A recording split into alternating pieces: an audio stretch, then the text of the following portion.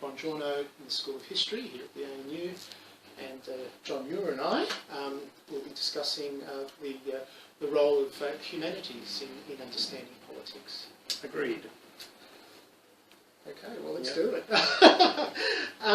Okay, well, I work as a historian, and I guess history is, in its nature, a kind of interdisciplinary field, and that we tend to draw on a range of other disciplines in our understandings. And I guess my question for John would be, where he positions himself as someone coming from the politics side of this. I mean, obviously you're someone who uses history in your work. Yeah. The way to think about it is that here is a School of Politics. One of the big issues in a School of Politics is to try and have courses that help students examine ideas in politics.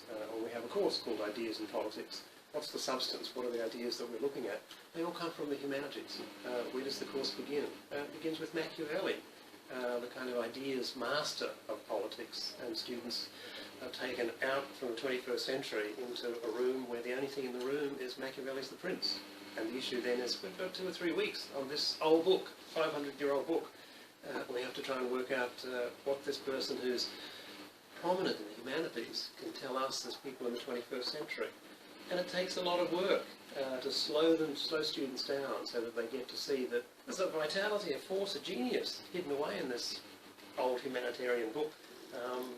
But the opportunity that students have then is to begin to learn, begin to see things that are much richer, much more exciting than they first appreciated. And there's something sort of countercultural about that too, because we're often told, I guess, in mass media today that the governing, doing politics is so complex and so different from anything that's happened before that the past offers very little guidance to how one might engage with the present. But I guess both our approaches would challenge that, wouldn't they? That in fact a lot of things that seem really novel, a lot of dilemmas and difficulties that seem novel, whether it's about the relationship with citizens of the state, issues around freedom, they're not actually novel. The contexts do change, but a lot of those dilemmas are actually very enduring. Sure. Well, one of the issues in American politics is the saying that people campaign in poetry and govern in prose. In a way, that's an attempt to try and recognise that the humanities and ordinary life have 2 related parts. But by saying people campaign in poetry, recognition that somehow there's an art, a craft, a kind of quiet majesty to what they put together.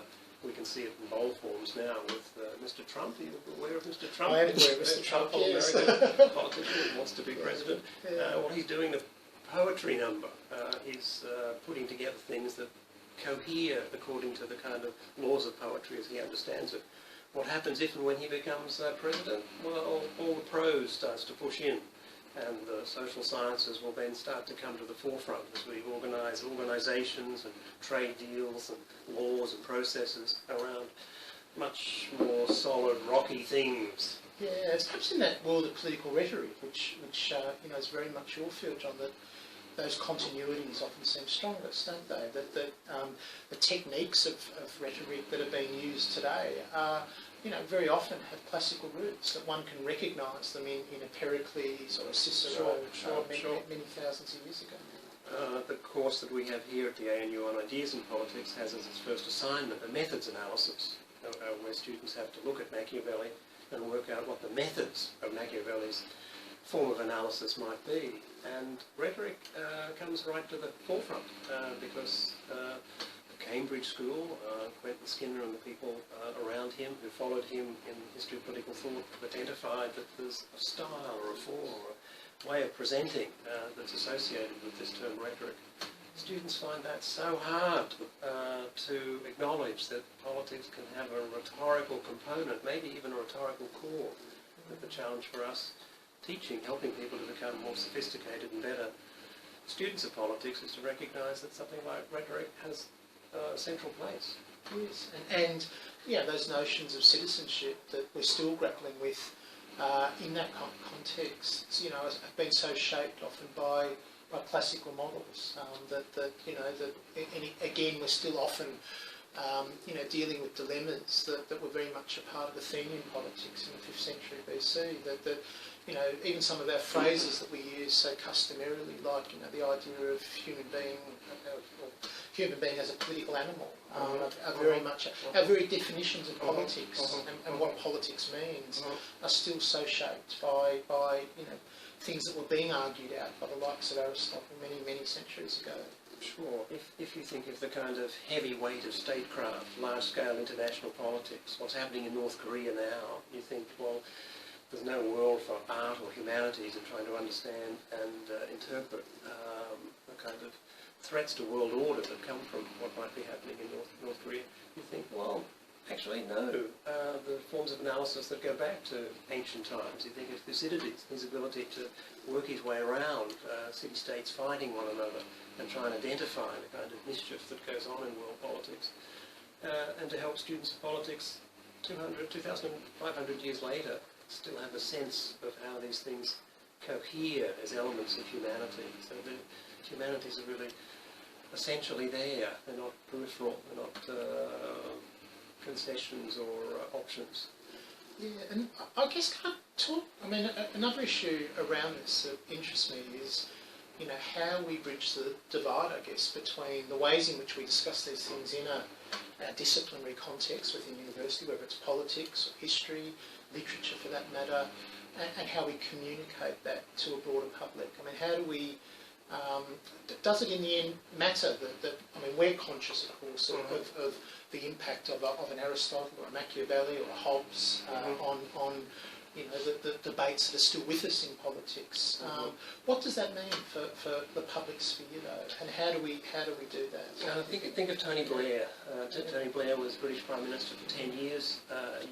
Lots of people know the story of Blairism and how central he was to modern British politics. What did Blair do when he was elected? He wrote to Isaiah Berlin. It's the kind of famous episode in the lives of both of them. Berlin was a great eminent academic who'd done so much work on the humanities and the history of political thought. And the newly elected Prime Minister knew that there were things missing in his preparation for being Prime Minister. So he wrote to Berlin and said, "You're the master of the world, you know what people generally should be doing. What should I be doing?" And there are copies of the letters sent from the Prime Minister to Berlin. There's no letter coming back because Berlin died. But can you imagine the relationship of the ageing academic to get the letter from this hugely popular Prime Minister, not writing to the Queen, but writing to Berlin, seeking advice? That's a kind of touching story. Yeah. Do you think that politicians who do that govern differently? Is their practice more reflective, do you think? Obama, I guess, is someone who clearly comes from an essentially academic background in many ways, as well as his community organising. Do they govern differently? Do they speak differently? Yeah, do they use rhetoric? I think that's a very good example that you've brought forward of Obama. In the New York Times today, there's a long article on Obama's commentary on what's happening in the politics of the other party. There's the other party, the Republicans, try to do whatever they can to relate to Trump. And Obama's commentary is really remarkable. It's all about civility in politics. It's about passion, and the passion that the two sides of politics, progressive and conservative, might have, respect for that, but also then a respect for civility as a kind of means of relating to one another. Where would he get that from? It doesn't come from the mechanics of politics or social science about political science. It's from an educated and reflective person's understanding of us as civil beings and the importance of relating to one another civilly, and implication, ... being that one of the leading Republicans is not quite there yet. Yeah, and I wonder about Australian politics too. I guess we both work in that sort of field, and there's an impression, isn't there, of Australian politics as more so than American politics actually, is very utilitarian, very driven by material considerations, being in some ways devoid of big ideas. But I guess we both would challenge that. I think in a lot of ways, there's been a great deal of innovation in Australia in grappling with the big political ideologies, whether it's liberalism or social democracy.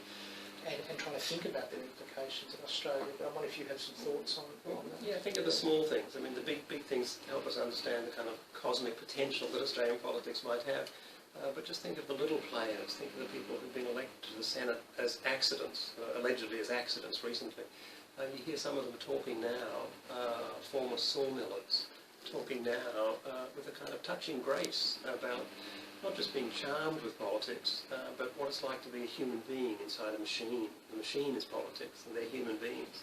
And what I find engaging is not the large-scale ideological reformations or transformations. It's the maturing of accidental people in politics to recognise there's a place for them if only they can survive and be maintained there. And that it's not just a matter of engaging in a bargaining process within an institution, that there's actually much more to it. There's a lot of that. These human dimensions. Yeah, there's a lot of that they're happy to learn about, but there are kind of humane elements that surprisingly they're starting to emerge as these people are under the gun, in the gun of the big players. Maybe that's something we should think about as we close this conversation. Just quickly, if I may, what do you think about the so-called crisis in the humanities, and do you think there are implications in the political spectrum if the value of humanities is degraded and its importance is lessened? Yeah, I think this is a pretty urgent topic for all of us to address. In the course outline, I noticed that you had a major presentation by Harvey Mansfield from Harvard, a very eminent international political scientist. He features prominently in the courses that I teach here, including that address that you've got for the students to look at. Why does he feature prominently? Well, he's an old-fashioned scholar who's identified the text and understanding the text, which is a kind of humanitarian task, as essential for us to learn about politics, to grow out of the kind of conventional narrow-gauge politics that we grow up in, so that we can start to learn to be better humans, bigger humans, larger humans. So the crisis of the humanities would be if that's turned off, if Harvey Mansfield can't do what Harvey Mansfield was good for, translating, interpreting Aristotle, translating, interpreting Machiavelli, translating, interpreting Alexis de Tocqueville, our politics is shrinking, and he's trying to suggest that that would be a bad prospect. Yeah, I mean, I suppose there's a sense in which the humanities always feel in crisis, I think. But yes, I mean, I'd agree with John. I think that a real crisis in the humanities is not whether, there are 10,000 students rather than 20,000 studying humanities in universities. It's a definition of politics that basically saw it as a world cut off from the world of ideas, the world of literature, traditions of persuasion, of rhetoric going back centuries. It seems to me that if we conceived of politics in purely instrumental terms, as simply a business of muddling through, or as simply a business of perhaps picking and choosing between policies, being deployed in other places, I think that would be a real crisis in the humanities, because it would basically mean that we've defined politics as something other than fundamentally human. We've turned it into essentially a form of kind of a technical exercise, I suppose, and I think that would be be devastating to citizenship as much as it would be to the world of learning. Well, thank you so much for your time.